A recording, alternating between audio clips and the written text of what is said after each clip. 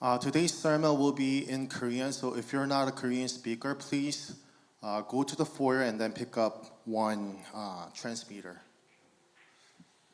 오늘의 말씀은 창세기 22장 9절에서 12절 말씀입니다. 창세기 22장 9절에서 12절 말씀입니다.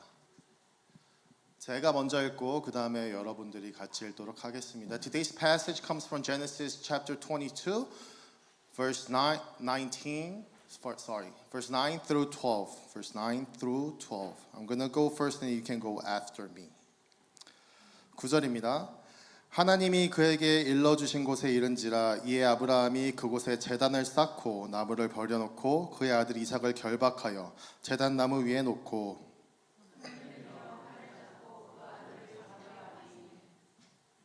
여호와의 사자가 하늘에서부터 그를 불러 이르시되 아브라함아 아브라함아 하시는지라 아브라함이 이르되 내가 여기 있나이다 하매 사자가 이르시되 그 아이에게 내 손을 대지 말라 그에게 아무 일도 하지 말라 내가 내 아들 독자까지도 내게 아끼지 아니하였으니 내가 이제야 내가 하나님을 경외하는 줄을 아노라. 아멘. 오늘 본문은 아마 성경에서 가장 유명한 이야기 중에 하나일 겁니다. 교회를 다니신 분들이라면 한 번쯤은 반드시 들어보셨을 줄로 알고 있습니다. 아이들을 위한 성경 이야기도 절대 빠지지 않는 중요한 본문입니다. 아브라함이 하나뿐인 아들 이삭을 하나님께 번제로 드리라고 명령을 받고 모리아 산으로 올라가는 이야기입니다. 너무 유명한 이야기라서 오히려 우리는 결말을 미리 알고 있는 경우가 많이 있습니다. 하나님이 결국 마지막에 막으시겠지. 순양이 준비되어 있구나. 그래서 가끔씩 이 본문이 얼마나 충격적인 사건인지를 잃어버릴 때가 있습니다. 그래서 오늘은 그 결말을 잠시 잊고 아브라함의 자리에서 이 본문을 함께 걸어가 보면 좋겠습니다. 이 본문에는 너무 많은 중요한 메시지가 담겨져 있어요. 그런데 오늘은 그 중에서 아브라함의 믿음에 집중을 해보려고 합니다. 이미 잘 아시는 말씀이라고 할지라도 오늘 하나님께서 우리에게 새롭게 말씀하시기를 소망합니다. 아멘. 자, 오늘 본문 직전에서 하나님은 아브라함에게 이렇게 말씀하십니다. 내 아들, 내 사랑하는 독자 이삭을 데리고 모리아 땅으로 가서 내가 내게 일러준 한 산, 거기서 그를 번제로 드리라. 이 말씀을 이해하려면 먼저 이삭이 어떤 존재였는지를 기억해야 됩니다. 이삭이 그냥 아들이 아니에요. 아브라함은 75세에 하나님의 부르심을 받았습니다. 그리고 하나님은 아브라함에게 약속하신 게 있어요. 내가 너로 큰 민족을 이루게 하겠다. 내가 복이 되게 하겠다. 딱 들어도 이 약속이 이루어지기 위해서 가장 중요한 건 자식이에요. 자식. 요즘에야 아들, 딸 구별이 없죠. 근데 당시에는 사회가 남성 중심으로 이루어져 있었고 대는 아들로 이어지기 때문에 아들을 갖는 게 당연한 시대였습니다. 그래서 하나님이 주신 약속이 이루어지기 위해서는 아브라함에게 나에 이어 대를 이어줄 아들이 굉장히 중요했습니다. 하지만 시간이 흘러도 아들이 태어나질 않았습니다. 10년이 지나고 20년이 지났습니다. 25년이 지났습니다. 사람으로는 더 이상 기대할 수 없는 나이가 되었을 때 사실 이미 부르심을 받을 때부터 불가능한 나이였습니다. 이제 아브라함이 100세가 되고 사라가 90살이 되었을 때 하나님은 약속대로 아들을 주셨습니다. 그 아들이 바로 이삭이에요. 그러니까 이삭은 25년을 기다려 받은 아들이고 하나님의 약속이 눈앞에 나타난 존재였습니다. 이제 약속이 이루어질 수 있는 거예요. 물론 아브라함이 늙어서 아브라함 시대에 큰 민족을 이룰 것 같지는 않아도 이삭이 자녀를 많이 낳거나 그의 자녀들이 또 자녀를 많이 낳으면 되는 거잖아요. 중요한 건 지금 이 한 아들이 결국 태어났기 때문에 약속이 이어질 수 있는 것입니다. 그런데 이 이삭이라는 존재가 아들이 단순히 약속을 이어가기 때문에 소중한 존재일까요? 그건 아니잖아요. 자녀가 있는 분들은 아실 것입니다. 자녀가 소중한 이유는 자녀가 성공을 해서가 아닙니다. 무엇을 나한테 해줘서 소중한 것이 아닙니다. 그냥 내 자녀라서 소중한 거잖아요. 지금 정이 안 든 것도 아니에요. 지금 청년이 될 때까지 키웠습니다. 가장 널리 알려진 견해로는 이삭이 10대 후반에서 20대 초반이 거라고 말하고 있습니다. 제 아들을 저희 부부가 4개월 정도를 키웠어요. 많은 분들이 아시겠지만 제가 원래 딸을 갖고 싶어 했습니다. 그런데 아들인 걸 알았을 때 진짜 진심으로 내가 얘를 사랑할 수 있을까? 라는 생각을 했습니다. 그런데 지금은 예뻐서 물고 빨고 난리가 납니다. 하물며 4개월 된 애를 봐도 이렇게 사랑스러운데 아브라함은 어떻게 했어요? 100살에 얻은 아들입니다. 25년을 기다렸고 수없이 실망했고 이제는 포기했다고 생각됐을 때 하나님께서 주신 아들입니다. 저는 솔직히 아직 가져보지 못한 마음일 정도로 사랑이 컸을 것이라고 생각이 듭니다. 이런 아들을 하나님께서 요구하시는 거예요.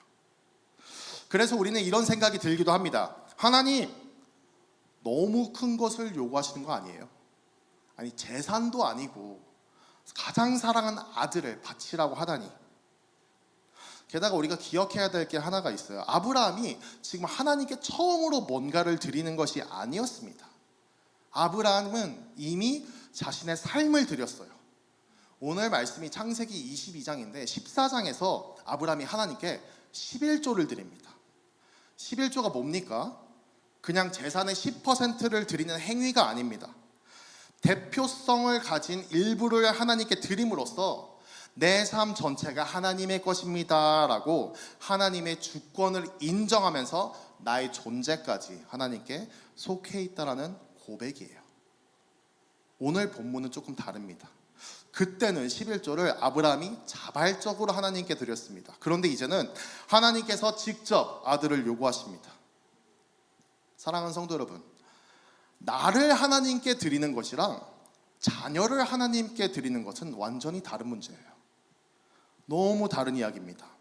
우리는 하나님께 흔히 하나님 내 삶을 하나님께 드리겠습니다 라고 고백을 합니다. 그런데 하나님께서 그러면 내 자녀를 내게 맡겨라 라고 말씀하신다면 여러분들은 어떨 것 같습니까? 내려놓기 힘듭니다. 부모에게 자녀는 단순히 내 소유가 아니기 때문이죠. 오히려 부모는 자기 자신보다 자녀를 더 귀하게 여깁니다. 내가 아픈 건 참아도 내 자녀가 아픈 거는 못 참습니다. 내가 손해보는 건 견딜 수가 있어도 내 자녀가 손해를 보는 것은 견디기가 어렵습니다. 그게 부모님의 마음이잖아요. 하나님께서 이삭을 드리라고 말씀하셨을 때 아브라함은 내 재산 하나를 더 내놓아라 정도로 들리지 않았을 것입니다. 어쩌면 내 삶 전체보다 더 소중한 것을 내게 맡길 수 있겠느냐. 맡기는 것도 쉽지 않아요. 대부분의 부모님들이 자녀는 하나님이 아니라 내가 키우는 게 현실입니다. 그런데 하물며 아들을 맡기는 것도 아니고 번제로 드려야 된다는 거라면 어떻겠어요? 번제가 뭡니까? 번제는 살아있는 제물을 하나님께 보여드리는 의식이 아닙니다. 제물을 제단 위에 올려놓고 목을 잡고 칼로 찔러서 피를 흘리게 하고 나서 죽인 뒤에 잘라서 완전히 불에 태우는 것입니다. 온전히 하나님께 올려드리는 제사인 거예요. 번제는 한 부분만 드리는 제사가 아닙니다. 제물 전부를 드리는 제사인 겁니다. 그런데 이걸로 아들을 요구하시는 거예요. 이거 너무한 겁니다. 그래서 우리는 자연스럽게 어떤 생각이 드냐면은 이게 시험인 걸 알고 있잖아요. 그래서 여기까지 오면 우린 너무나 자연스럽게 한 가지 결론을 냅니다. 하나님은 결국 아브라함이 가장 사랑하는 것까지도 하나님께 드릴 수 있는지를 보시는구나. 아브라함은 하나님을 더 사랑하는지 이삭을 더 사랑하는지 보고 싶어 하시는구나. 제가 본문을 준비하면서 이번 주에 아들을 번제로 드리는 상상을 몇 번 했습니다. 시험인 걸 알아도 저는 제 아들을 못 기를 것 같아요. 계속 생각할 것 같아요. 내가 뭐 잘못 들었겠지. 이게 하나님의 음성이 맞나? 계속 부정했을 것 같습니다. 그런데 이 아브라함은 하나님의 말씀 앞에서 조금도 머뭇거리지 않습니다. 성경이 너무 놀라울 정도로 담담하게 기록하고 있어요. 아브라함이 아침에 일찍이 일어나 라고 성경이 말합니다. 변명도 없어요. 흥정도 없어요. 하나님, 이것만은 안 됩니다 라는 말도 없습니다. 그는 종들을 데리고 모리아 산으로 향합니다. 사흘 동안, 3일 동안 걸어가는 거예요. 여러분, 이 사흘이라는 시간이 오히려 더 마음을 무겁게 합니다.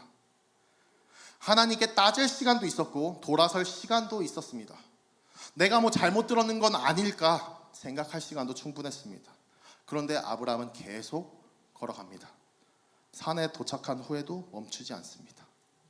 아브라함이 너무 덤덤해서 오히려 더 이상할 지경이에요. 마치 너무 믿음이 좋아서 아무렇지도 않은 순종을 보여주는 것 같습니다. 그런데요, 아브라함의 마음이 드러나는 구절이 한 구절이 있습니다. 그게 바로 그 구절이 9절이에요. 제가 읽어보겠습니다. 하나님이 그에게 일러주신 곳에 이른지라 이에 아브라함이 그곳에 제단을 쌓고 나무를 버려놓고 그의 아들 이삭을 결박하여 제단 나무 위에 놓고. 그냥 보면 일반적인 제사의 과정처럼 보입니다. 그런데 여기에 4개의 동사가 나와요. 4개의 동사. 제단을 쌓고 나무를 버려놓고 이삭을 결박하고 나무 위에 놓고, 이렇게 쌓다, 벌려놓다, 결박하다, 놓다. 그런데요, 일반적인 제사에 등장하지 않는 단어가 하나 나옵니다. 일반적인 제사는 이 과정이 없어요. 그리고 구약 전체에서 딱 한 번 쓰이는 동사가 여기에 쓰입니다. 그게 바로 결박하고예요. 결박하고.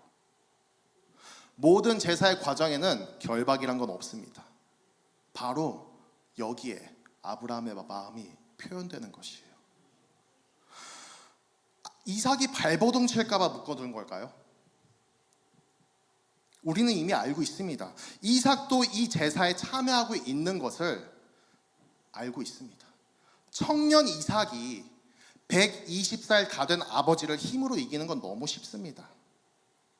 그래서 우리는 이삭의 순종도 많이 이야기를 하곤 합니다. 왜냐하면 결박하는데 아버지에게 항의하지 않습니다. 힘으로 빠져나오지 않습니다. 자신이 재물인 것을 알면서도 가만히 있습니다. 그런데요, 그래서 더더욱 필요 없는 과정이 바로 이 결박의 과정이에요. 그 과정을 아브라함이 추가합니다. 결박하는 데는 시간이 필요합니다. 손을 묶고 매듭을 짓고 다시 확인하고, 칼을 드는 건 순간이지만 결박은 시간이 걸립니다. 하나님께 불순종하려는 시간이 아니라 아들을 조금이라도 더 바라보고 싶은 시간, 조금이라도 더 곁에 두고 싶은 시간인 것입니다. 아들에 대한 사랑이 사무쳐 터져 나오는 게 이 결박의 시간입니다. 매듭을 하나하나 묶을 때마다 하나님 정말 이하입니까? 말없는 탄식이 있었을지도 모릅니다. 혹시 지금이라도 하나님이 나를 멈추시진 않을까? 그런 마지막 소망이 있었을지도 모릅니다. 아브라함은 지금 이 제사가 머리로 이해되는 게 아니에요. 이해가 되지 않습니다. 그런데 그럼에도 불구하고 아브라함은 칼을 듭니다. 그래서 이 결박에는 아브라함의 마음과 자식을 향한 사랑과 그럼에도 불구하고 하는 순종이 들어있어요. 여러분, 아브라함은 지금 이삭을 드리는 척을 하는 것이 아닙니다. 하나님께 보여주기 위해서 연기하는 것도 아니에요. 사실 연기가 무슨 소용이에요? 하나님 마음을 다 아시는데. 아브라함은 정말로 이삭을 번제로 드립니다. 그래서 이렇게 칼을 들고 이삭을 찌르려는 순간 여호와의 사자가 하늘로부터 아브라함을 급하게 부릅니다. 아브라함아! 아브라함아! 성경에서 이름을 2번 부르는 것은 긴박함을 나타낼 때가 많이 있습니다. 하나님은 그 마지막 순간에 그를 멈추십니다. 그 아이에게 내 손을 대지 말라. 그 아이에게 아무 일도 하지 말라. 이제 우리는 확신하게 됩니다. 역시 하나님은 아브라함의 사랑을 시험하신 거구나. 이제 하나님이 아브라함의 마음을 아셨구나. 그런데요, 하나님의 결론을 다 같이 보도록 하겠습니다. 12절 띄워주세요. 다 같이 읽어볼까요? 시작. 사자가 이르시되 그 아이에게 내 손을 대지 말라. 그에게 아무 일도 하지 말라. 내가 내 아들 독자까지도 내게 아끼지 아니하였으니 이제 내가 하나님을 경외하는 줄을 아노라. 아멘. 결론이 이제야 내가 하나님을 경외하는 줄을 아노라입니다. 만약 하나님께서 아브라함이 무엇을 더 사랑하는지 확인하고 싶으셨다면 결론은 이렇게 나와야겠죠. 이제야 나를 더 사랑하는 줄 알겠다. 이제야 네가 나를 위해서는 아들까지 아끼지 않는 줄 알겠다. 이런 말씀이 나와야 자연스럽습니다. 그런데 하나님의 결론이 달라요. 이제야 내가 하나님을 경외하는 줄을 아노라. 왜 사랑이 아니고 경외일까요? 아들이라면은 당연히 나에게 가장 소중한 것, 나보다 내가 더 사랑하는 존재라서 당연히 사랑이라는 생각이 드는데 왜 하나님은 경외를 말하고 있습니까? 저는 이 한마디가 오늘 본문의 방향을 완전히 바꾸고 있다고 생각이 듭니다. 하나님이 보신 것은 무엇이었을까요? 하나님이 아브라함에게 보신 것은 무엇이었을까요? 창세기를 앞으로 조금만 돌아가 보겠습니다. 하나님은 아브라함에게 단순히 아들을 주겠다라고 말씀하신 게 아닙니다. 아들이 태어나기도 전에 하나님께서 이름까지 직접 정해주셨습니다. 내가 내 아내 사라에게 내가 아들을 낳으리니 너는 그의 이름을 이삭이라 하라. 그러면서 뭐라고 하셨냐면은 내가 그와 내 언약을 세우리라. 또 시간이 흘러서 하나님이 이렇게 말씀하십니다. 이삭에게서 나는 자라야 내 씨라 부를 것이니라. 아브라함의 씨라 부를 것입니다. 하나님은 분명히 말씀하셨어요. 언약은 이삭을 통해 이루어질 것이다. 큰 민족도 수많은 자손도 하나님의 약속도 모두 이삭을 통해 이루어질 것이다. 이삭이랑 연결된 모든 것은 언약이에요. 그래서 아브라함에게 이삭은 단순히 사랑하는 아들이 아니었습니다. 하나님의 언약이 담긴 존재였습니다. 그런데 바로 그때 하나님께서 말씀하시는 거예요. 그 이삭을 번제로 드려라. 여러분, 여기서 하나님은 단순히 네가 이삭을 나보다 더 사랑하느냐? 물은 것이 아닙니다. 오히려 더 깊은 질문을 하고 있습니다.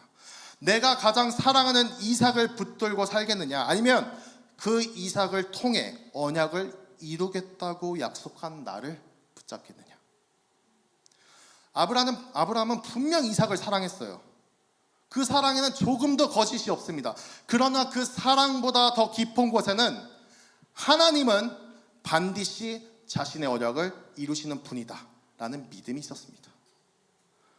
이삭을 누구보다 사랑했지만 그 사랑보다 언약을 신실하게 이루시는 하나님을 더 크게 여겼던 것입니다.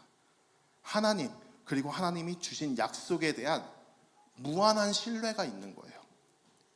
그런데 왜 이게 경외일까요? 왜 이게 경외일까요?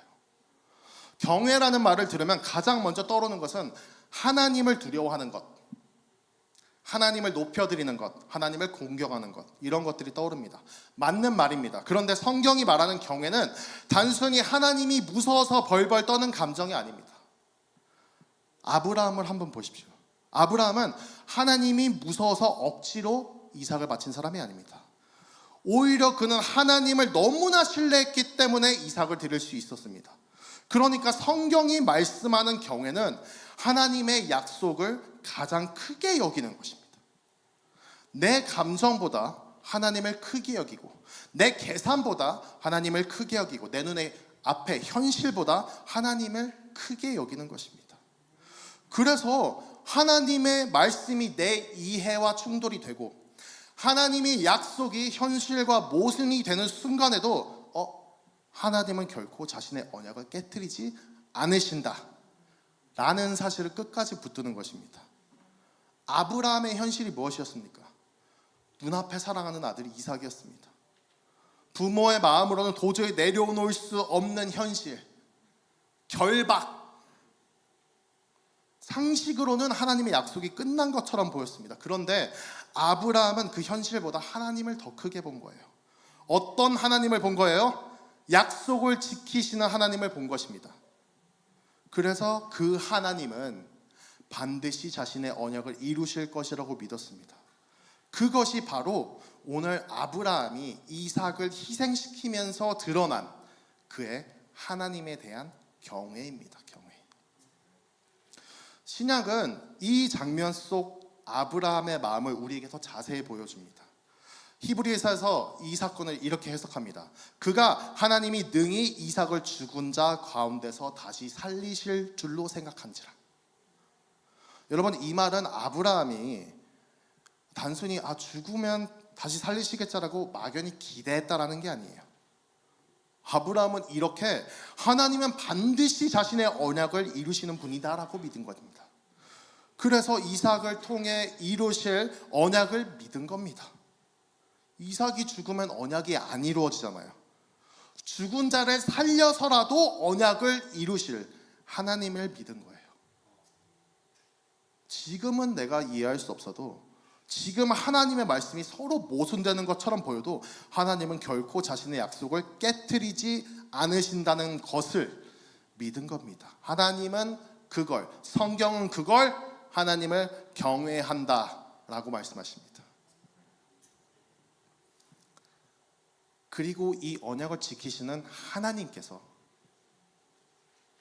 아브라함이 그렇게 믿었던 하나님은 정말 자신의 언약을 이루셨습니다.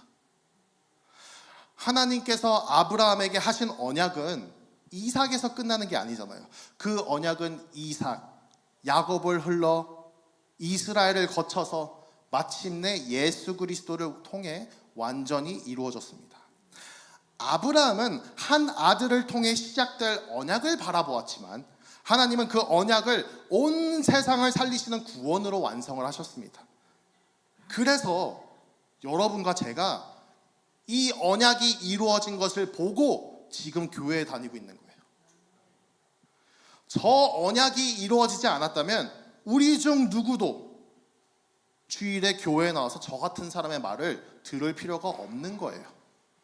저 언약이 이루어졌기 때문에 저와 여러분이 예수님을 믿고 있는 겁니다, 지금. 그런데 그래서 우리의 믿음은 아브라함과 조금 다릅니다. 아브라함은 앞으로 이루어질 언약을 바라보며 하나님을 신뢰했습니다. 우리는 이미 이루어진 언약을 바라보며 하나님을 신뢰합니다. 아브라함은 약속을 믿었고 우리는 성취를 보고 믿습니다. 그런데도 불구하고 우리는 가끔 아브라함이 너무 부럽잖아요. 왜냐하면 하나님이 너무 분명하게 말씀해 주셨어요. 민족을, 큰 민족을 이룰 것이다. 이삭에게서 내 씨가 날 것이다. 그러면 왠지 믿기가 쉬워 보이거든요. 직접 말씀하셨으니까. 하나님이 그렇게 말씀하셨으니까. 그런데 우리는 그런 말씀을 받은 적이 없어요. 말씀 받으신 분 없잖아요. 하나님이 저에게 너는 목회를 이렇게 할 것이다 라고 말씀하신 적도 없고, 여러분들에게 내 사업은 반드시 성공할 것이다 라고 말씀하신 적도 없어요. 내 자녀들은 반드시 성공할 것이다 라고 말씀하신 적도 없습니다. 아브라함에게는 그 약속이 주어졌잖아요. 그리고 그 약속을 이루시는 하나님께 대한 신뢰 때문에 가장 사랑하는 이삭까지도 하나님께 드릴 수 있었잖아요. 우리는 그 들리는 하나님의 음성이 너무 부럽습니다. 그런데요, 사실 우리가 훨씬 믿긴 유리한 위치에 있어요. 왜냐하면 아브라함에게 하나님은 아직 증명된 상태가 아니에요. 큰 민족이 일었나요? 눈으로 봤어요? 아니잖아요. 약속은 있지만 이루어진 것을 못 봤어요. 여러분, 아브라함은 하나님께서 자신의 언약에 신실하시다는 게 점점 단단해지고 있는 단계인 것입니다. 저 약속을 하나님 이루시는 하나님을 믿은 거예요. 그의 믿음은 하나님께 가 있는 거예요. 그래서 하나님에 대한 신뢰가 믿음의 절대적인데, 결정적인데, 그 모든 과정을 통해서 지금 그 믿음이 단단해지고 있는 것입니다. 그 단계 속에 있어요. 우리는요, 우리는 달라요. 우리는 어떻게 하나님을 경외하고 있나요?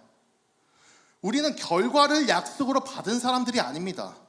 우리는 원하는 결과를 약속받은 사람들이 아니라 약속에 신실하신, 이미 신실하신 게 확인된 하나님을 얻은 사람들이에요.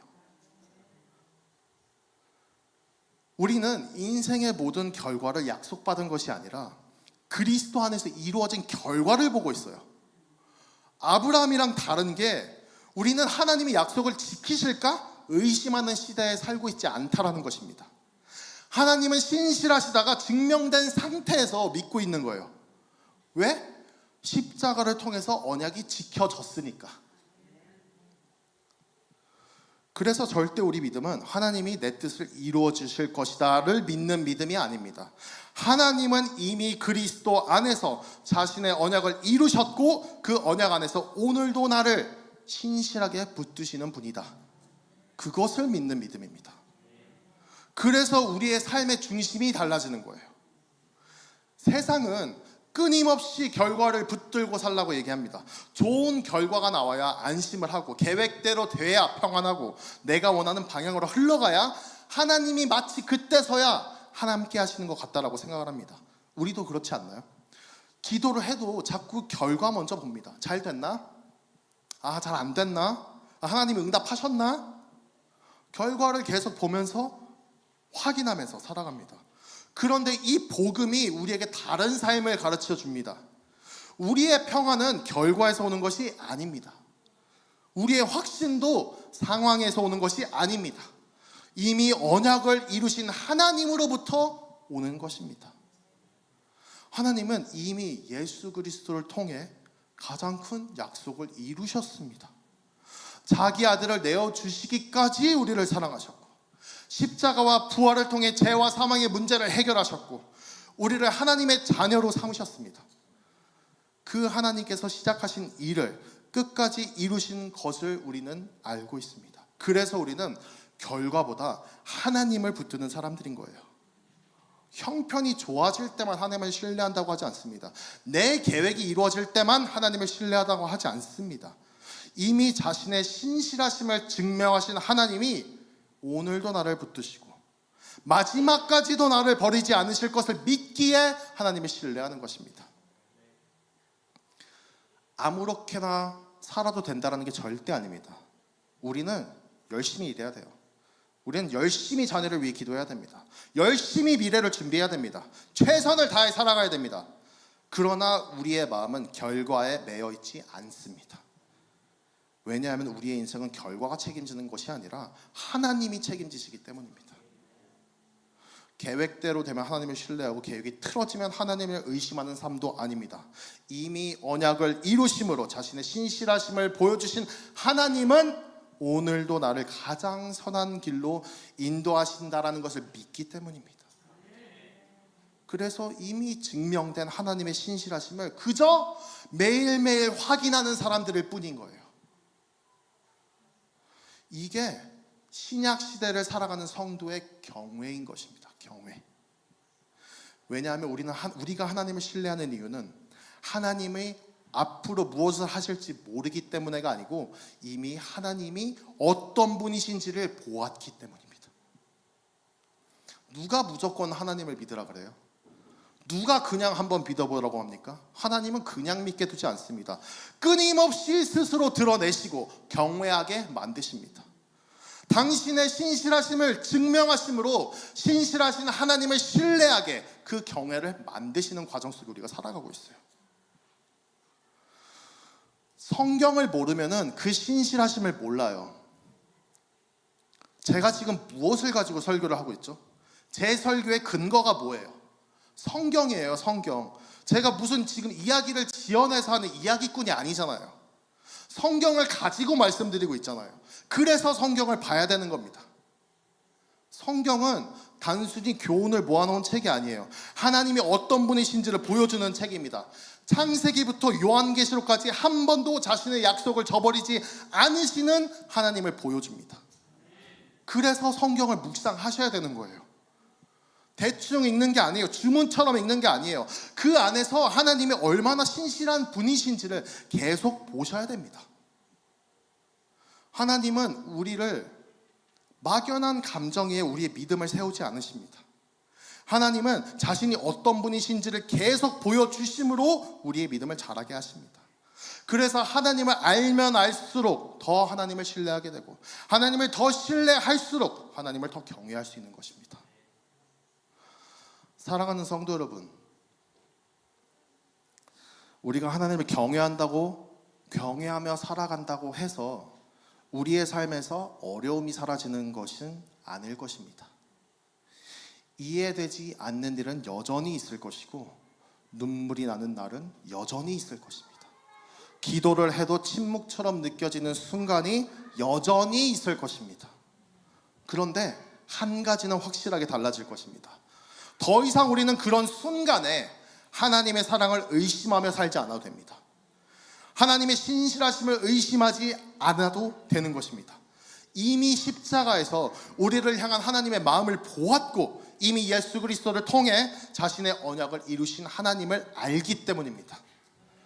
그래서 어떠한 상황 속에서도 하나님은 여전히 선하시다, 하나님은 여전히 신실하시다, 여전히 나를 붙드신다라는 사실을 잊지 않는 저와 여러분이 되기를 축복합니다. 아멘. 그런 경외가 우리의 예배 속에서, 우리의 가정 속에서, 우리의 일터 속에서, 우리의 평범한 하루 속에서 자연스럽게 흘러나오는 저와 여러분 되시기를 주님의 이름으로 축복합니다. 아멘. 다 같이 일어나서 찬양할까요?